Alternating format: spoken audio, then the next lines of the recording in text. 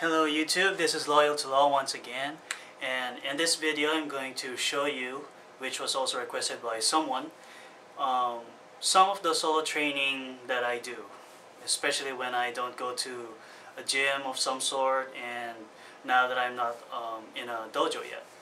So one of the basic tools, or should I say furniture, that you can use when doing solo training is the chair. Yeah, the chair is underrated, obviously. And when someone sees a chair, the exercise that first comes to mind is doing elevated push-ups, the advanced type of push-ups. And it's already linked here on this side. So I'm not going to show elevated push-ups or the variations of it, since there are a lot of videos showing elevated push-ups. However, I'm going to show you some of the solo training exercises that you might not have heard yet or might not have seen yet that you can do at home, and obviously safely. So first off, this is what I call the Roman chair substitute. And the reason why it's called by that name is because when you go inside a gym, there are some kind of like a stand on inside the gym where you can just place your arms and then lift yourself up or lift your legs. And that's basically the Roman chair. For the Roman chair substitute, you just need a chair, as I have here. You do this exercise by placing your hands on the side of the chair, mainly on the side here. If your chair has armrests, that's better. It'll really help you to push yourself up. And with the proper sitting posture, your feet should maintain the 90-degree angle. So as I do it side view, so you can adjust yourself if you want, but the point of doing this exercise is to brace your stomach muscles, your abdominals, as most of the professional gym instructors would say. And the reason why you want to have strong stomach muscles is because there are a lot of moves in martial arts where you really need strong stomach muscles, especially when you're doing forms, or if you want to compete and do correct forms in order for you to win. And if you have weak stomach muscles, you can't do those kinds of techniques and you might get injured, or you have a huge possibility of getting injured. So place your hands on the side or on the armrest, maintaining the 90-degree angle of your feet. You push yourself up, you push yourself as high as you can, and not letting your butt touching the chair, just your hands. Like so.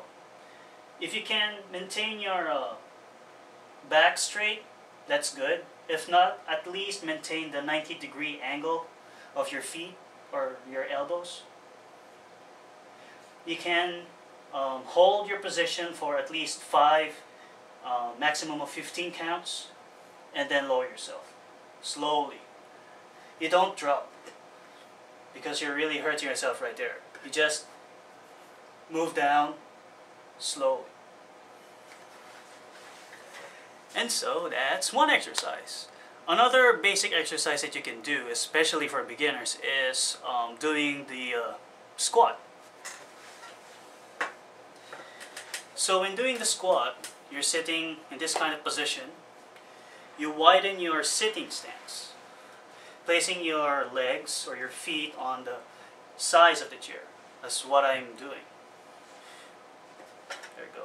You might want to put your feet facing forward, straight, or facing on the sides. It really doesn't matter as long as you're just a beginner in doing squats.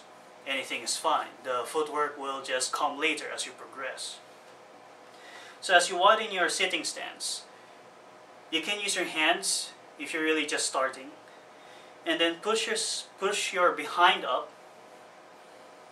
not letting your behind touch the chair. So you're just lifting your behind. And then hold this kind of position for a few seconds and then come back down. As you progress, you can decide to not use the hands and just use your legs or just use your quadriceps, the thighs right here, to just push yourself up from the chair. And then hold this position. And then come back down. You can hold the squat for at least 10 seconds, average 15 seconds max. And it really depends on how tolerable you are or how tough you are when doing the squats. And obviously, as you progress doing the squats, you may decide not to use the chair and just go do horse stances or squats straight from standing up. And after the squats, you can also do hamstring stretches using the chair. As I stand up here, place the chair right here. You place your foot on the chair, letting the heel touch the chair, not the entire foot itself, just the heel. And then you bend your knee slightly up until you feel a slight thug or slight stretch on your hamstring, which is below here, below the thigh. You place your hands on your waist, both of them, and then you try to reach your knee with your head. And if you can't reach your knee using your head, it's fine. Your body's just telling you that that's the only flexibility that you can have for now. So as you progress, as you become more flexible, you'll be able to reach your knee using your head. So as you try to reach your knee using your head, without touching the foot or whatever, just touching the waist, you should feel somewhat of a pressure here on the heel, and at the same time feeling a stretch here on your hamstring, right below. See? For demonstration purposes, I just did it sideways, but the main exercise you should do is like this position.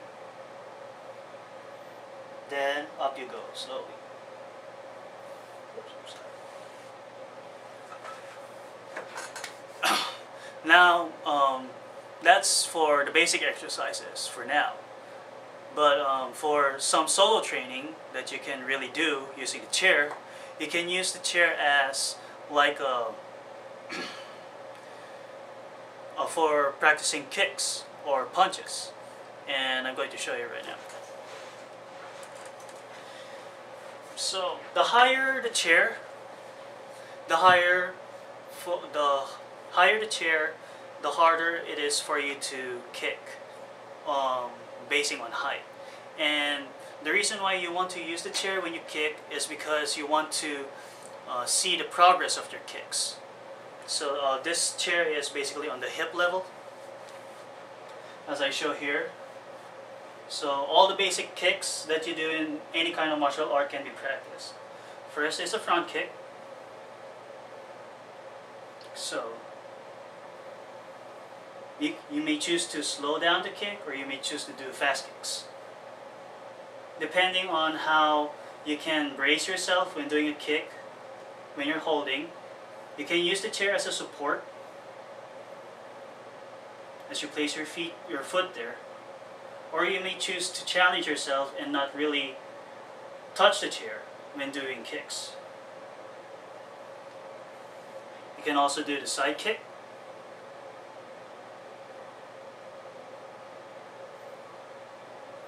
And you can also do the roundhouse. When doing the roundhouse, you should always remember to follow through. You don't want to stop halfway. No. You always want to follow through.